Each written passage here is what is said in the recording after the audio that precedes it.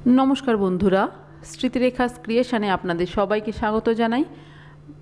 রোজ রোজ দেখবেন ভাত রুটি এসব খেতে ভালো লাগে না, মাঝে মধ্যে মুখের স্বাদ বদলের জন্য একটু অন্যরকম রান্না করে খেতে কিন্তু বেশ ভালো লাগে, যেটা তৈরি করতে বেশি সময়ও লাগবে না, চটপট তৈরি হয়ে যাবে, কিন্তু খেতে হবে ভীষণ টেস্টি। আজ আমি এইরকমই একটা রেসিপি আপনাদের সাথে শেয়ার করব। খেতেও কিন্তু দারুণ স্বাদ হয়েছিল। আসুন দেখে নেওয়া যাক আমার আজকের এই দারুণ স্বাদের রেসিপি। এই রান্নাটা করার জন্য এখানে আমি মুরগির মাংস নিয়েছি, খুবই অল্প পরিমাণে মাংস আমার ফ্রিজে ছিল, সেটাই নিয়েছি। আর নিয়েছি 1 কাপ গোবিন্দভোগ চাল। চালটা ভালো করে ধুয়ে জল ঝরিয়ে নিয়েছি, চাল জলে ভিজিয়ে রাখার কোনো প্রয়োজন নেই। এবার কড়াই গরম করে নিয়ে এর মধ্যে দিয়ে দিচ্ছি সর্ষের তেল। রান্নাটা আমি সর্ষের তেলেই করব। তেল গরম হয়ে গেছে, এবার আলুর টুকরোগুলো প্রথমে ভেজে নিচ্ছি। এক একটা আলু আমি 2 টুকরো করে কেটে নিয়েছি। আর আলু দেওয়াটা এই রান্নায় অপশনাল, আপনাদের ইচ্ছে না হলে আলুটা বাদ দিয়েও রান্নাটা করে নিতে পারেন। আলু ভাজার সময় আমি কোনো রকম লবণ হলুদ দিচ্ছি না, আপনারা চাইলে লবণ হলুদ দিতে পারেন। দেখুন আলুগুলো বেশ ভাজা ভাজা হয়ে গেছে, এবার এই আলুগুলোকে তুলে নিলাম। এই তেলের মধ্যে দিয়ে দিচ্ছি সেদ্ধ করে রাখা 2টো ডিম। যেহেতু মাংসর পরিমাণ খুবই কম, সেই জন্য 2টো ডিম দিয়েছি। ডিম দিলে বেশ ভালোও লাগবে খেতে। ডিম ভাজা হয়ে গেছে, তুলে নিলাম। এই তেলের মধ্যে গোটা গরম মশলা ফোড়ন দিলাম, এলাচ দারচিনি লবঙ্গ, আর দিয়ে দিলাম 2টো তেজপাতা। কয়েক সেকেন্ড ফোড়নটা একটু নেড়েচেড়ে ভেজে নিয়ে পেঁয়াজ কুচি দিয়ে দিলাম। একটু বেশি করেই পেঁয়াজ দিলাম, খেতে বেশ ভালো লাগবে। এবার এই পেঁয়াজটা নেড়েচেড়ে হালকা লালচে রং ধরা পর্যন্ত ভেজে নেব। খুব বেশি লাল করে ভাজার কোনো প্রয়োজন নেই, কালারটা একটু চেঞ্জ হয়ে গেলেই ভাজা হয়ে যাবে। দেখুন বেশ কিছুক্ষণ পেঁয়াজটা একটু ভেজে নিয়েছি। এবার দিয়ে দিচ্ছি আদা রসুন বাটা।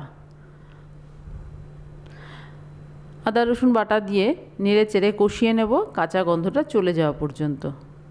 দেখুন বেশ কিছুক্ষণ কষিয়ে নিয়েছি, কাঁচা গন্ধ চলে গেছে, তেল ছাড়তেও শুরু করেছে। এবার এর মধ্যে দিয়ে দিচ্ছি গুঁড়ো মশলা, জিরে গুঁড়ো, ধনে গুঁড়ো, ঝালের জন্য লঙ্কা গুঁড়ো দিচ্ছি, ঝালটা নিজেদের স্বাদ অনুযায়ী দেবেন। কাশ্মীরি লাল লঙ্কার গুঁড়ো কালারের জন্য দিলাম। দিয়ে দিচ্ছি পরিমাণ মতো হলুদ, আর দিয়ে দিচ্ছি স্বাদ অনুযায়ী লবণ। সামান্য একটু জল দিয়ে দিলাম। এবার এই মশলাটা খুব ভালো করে কষিয়ে নেব। গ্যাসের ফ্লেমটা এই সময় মিডিয়ামে রেখে আমি এই মশলাটা কষিয়ে নিচ্ছি। মশলা দেখুন খুব ভালো মতো কষানো হয়ে গেছে, মশলা থেকে তেল সেপারেট হতে শুরু করেছে। এবার এই কড়াইয়ের মধ্যে আমি দিয়ে দিচ্ছি মাংস। এই মশলার সাথে মাংসটাও কিছুক্ষণ কষিয়ে নেব, তাহলে এই মাংসের স্বাদও ভীষণ ভালো হবে। আমি কিন্তু এখানে মাংস কোনো রকম মশলা মাখিয়ে রাখিনি, সরাসরি রান্না করছি।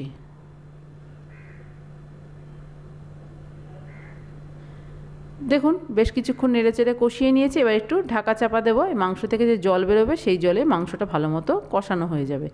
বেশ কিছুক্ষণ ঢাকা দিয়ে রেখেছিলাম, মাঝখানে ঢাকনা খুলে 2-1 বার নাড়াচাড়া করে দিয়েছি। দেখুন মাংস কষাতে কষাতে মাংস থেকেও তেল বেরোতে শুরু করেছে। খুব ভালো মতো মাংস কষিয়ে নিয়েছি। এবার আমি এর মধ্যে দিয়ে দিচ্ছি বাড়িতে তৈরি করা টক দই। রুম টেম্পারেচারে আসার পরে আমি এই দইটা রান্নায় ব্যবহার করছি।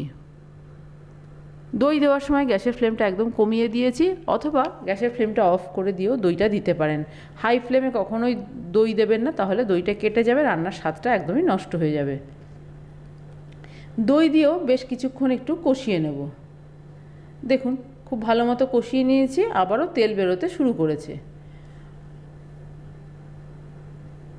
এবার এর মধ্যে ভেজে রাখা আলুর টুকরোগুলো দিয়ে দিচ্ছি, আর দিয়ে দেব ধুয়ে রাখা গোবিন্দভোগ চাল। আমি এখানে গোবিন্দভোগ চাল দিয়েছি, আপনারা বাসমতি চাল ব্যবহার করতে পারেন, বা আমরা যে ভাত খাই সেই চাল দিয়েও করতে পারেন।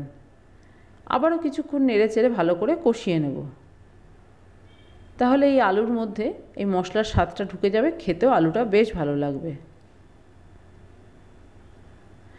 বেশ কিছুক্ষণ দেখুন ভালো করে কষিয়ে নিয়েছি।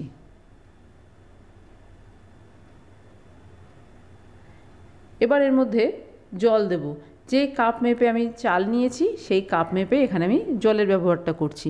যে কোনো একটা নির্দিষ্ট পাত্র মেপে চাল নেবেন, তাহলে জলটাও মেপে দিতে পারবেন। 1 কাপ চাল নিয়েছিলাম, তার জন্য আমি 2 কাপ জল দিয়ে দিলাম। এই সময় গ্যাসের ফ্লেমটা হাইতে রেখেছি, যখন ফুটে উঠবে তখন গ্যাসের ফ্লেমটা কমিয়ে দেব। জল দিয়ে ভালো করে নেড়েচেড়ে মিশিয়ে দিচ্ছি।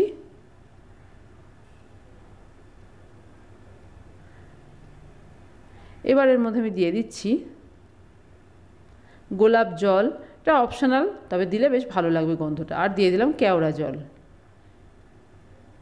আবারও একটু নেড়েচেড়ে মিশিয়ে দিচ্ছি।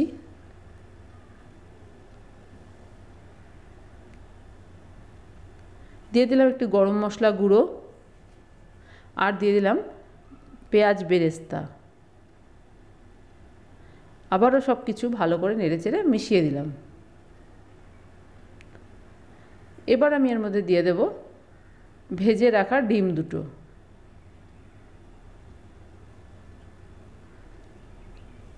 এবার ঢাকা চাপা দিয়ে সব কিছু সেদ্ধ হওয়া পর্যন্ত রান্নাটা হতে দেব। দেখুন বেশ কিছুক্ষণ ঢাকা দিয়ে রেখেছিলাম, ঢাকা দিয়ে রান্নাটা করে নিয়েছি। মাঝখানে একবার ঢাকনা খুলে একটু নাড়াচাড়া করে দিয়েছিলাম। যে জলটা দিয়েছি দেখুন সম্পূর্ণ জলটা শুকিয়ে গেছে, আর চালটাও চেক করে দেখে নিয়েছি ঠিকঠাক সেদ্ধ হয়ে গেছে, সব কিছুই ঠিকঠাক সেদ্ধ হয়ে গেছে। এখন একটু জড়ানো মনে হচ্ছে, কিন্তু যত ঠান্ডা হবে এটা কিন্তু অনেকটাই ঝরঝরে হয়ে যাবে।